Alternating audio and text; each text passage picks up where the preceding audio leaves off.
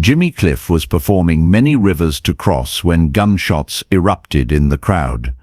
What he did next ended Jamaica's bloodiest gang war and saved thousands of lives. It was March 15th, 1978, at the National Stadium in Kingston, Jamaica. Jimmy Cliff was headlining the One Love Peace concert, an event designed to bring unity to a nation torn apart by political violence. But what started as a celebration of peace was about to become the most dangerous night in reggae history. The stadium was packed with 80,000 people from every corner of Kingston society.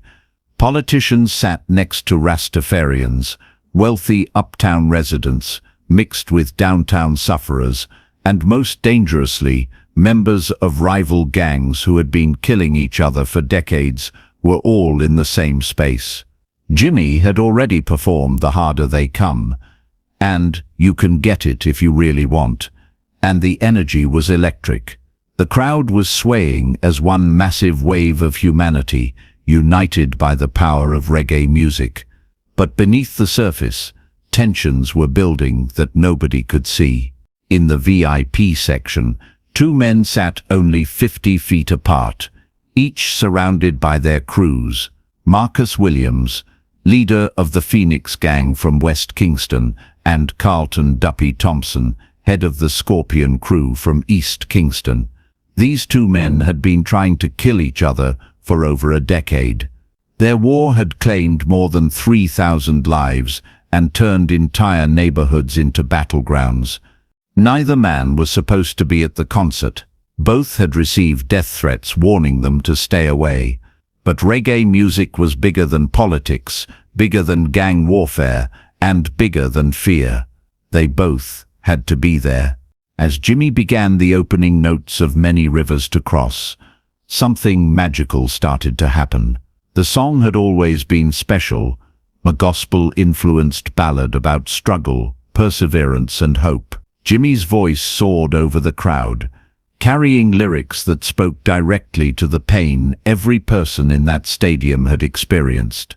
Many rivers to cross, but I can't seem to find my way over. The crowd began singing along softly, 80,000 voices joining together in a moment of pure spiritual connection. For just a moment, the divisions that had torn Jamaica apart seemed to disappear. That's when everything went wrong. Marcus Williams' younger brother, Devon, had spotted Carlton Thompson in the VIP section. Devon was 19 years old, high on cocaine and marijuana, and filled with rage over his best friend's murder just 2 weeks earlier. He was convinced Thompson had ordered the killing, without warning his brother or his crew. Devon pulled out a .45 caliber pistol and fired 3 shots in the direction of the Scorpion crew. The gunshots cracked through the air like thunder, audible even over Jimmy's powerful voice, and the stadium's sound system. Screams erupted from the VIP section as people dove for cover. Security guards reached for their weapons. Gang members on both sides began pulling out guns. In seconds, the peaceful concert was about to become a massacre. Jimmy Cliff heard the shots. He saw the chaos erupting in the crowd. His security team was already moving toward the stage, ready to evacuate him to safety. The smart move, the safe move, was to stop the show immediately and get out before the situation exploded into full-scale warfare. Instead, Jimmy did something that nobody expected. He stepped closer to the microphone, raised his voice, and kept singing, "Wandering I am lost. As I travel along the white cliffs of Dover." His voice rose above the chaos with such power and emotion that people in the crowd stopped running and turned back toward the stage. Jimmy's eyes were closed, his face lifted toward the sky, and he was singing with more passion than anyone had ever heard from him before. The band, confused and terrified, looked at each other uncertainly. The bass player started to unplug his instrument, ready to flee. But when he saw Jimmy continuing to sing, he plugged back in and kept playing. One by one, The other musicians joined back in. Meanwhile, in the VIP section, Marcus Williams was trying to control his brother Devon, who was still waving his gun and screaming threats at the Scorpion crew. Carlton Thompson's men had their weapons drawn, ready to return fire. One wrong move, one nervous finger on a trigger, and hundreds of people would die. That's when something extraordinary happened. Carlton Thompson stood up in the middle of the chaos, his hands empty and visible. He looked directly at Marcus Williams and began singing along with Jimmy Cliff. Many rivers to cross, and it's only my will that keeps me alive. His voice was rough, unpracticed, but sincere. One by one, members of his crew put down their weapons and joined him in singing. Marcus Williams stared at his enemy in disbelief. This man, who had been trying to kill him for years, was standing in the open, defenseless, singing a song about finding peace. Marcus made a decision that changed Jamaica forever. He stood up, grabbed the gun from his brother's hand, and threw it to the ground. Then he began singing too. I've got many rivers to cross, but I can't seem to find my way over. The moment Marcus Williams and Carlton Thompson began singing together, something shifted in the entire stadium. The panic stopped. The screaming quieted. 80,000 people gradually turned their attention back to the stage, where Jimmy Cliff was still performing with tears streaming down his face. Jimmy had seen what was happening in the VIP section. He had watched two of Jamaica's most notorious gang leaders choose music over violence, singing over shooting. His voice became stronger, more emotional, as he reached the song's climactic verse. But I've got many rivers to cross, and I can't seem to find my way over. As Jimmy sang these words, he opened his eyes and looked directly at Marcus Williams and Carlton Thompson. The three men, the reggae superstar, and the two gang leaders held eye contact across the crowd. In that moment, they all understood that something historic was happening. The crowd began to settle as the immediate danger passed. But Jimmy wasn't finished. Instead of moving to his next scheduled song, he started Many Rivers to Cross over again from the beginning. This time, his voice carried a different message, not just about personal struggle, but about collective healing. This song, Jimmy said into the microphone, is for every mother who lost a son, every family torn apart by violence, every community destroyed by hatred. Tonight, we cross these rivers together. The second performance of Many Rivers to Cross became a moment of mass catharsis. People throughout the stadium were crying, not from fear but from the emotional release of finally expressing years of suppressed pain and hope. Marcus Williams and Carlton Thompson found themselves walking toward each other through the VIP section. Their crews followed nervously, unsure what was happening. The two leaders met in the middle, surrounded by 80,000 witnesses, and Jimmy Cliff's soaring voice. Without saying a word, they embraced. The moment the two gang leaders hugged each other, the entire stadium erupted in applause and cheers that could be heard for miles across Kingston. Jimmy Cliff smiled through his tears and launched into an improvised version of Bob Marley's One Love, with the band following his lead. But the most incredible part of the story was just beginning. Marcus Williams took the microphone from a security guard and addressed the crowd for the first time in his life. His voice was shaky with emotion. My name is Marcus Williams. Most of you know me as a gang leader. Tonight, Jimmy Cliff's music reminded me that we're all Jamaicans first.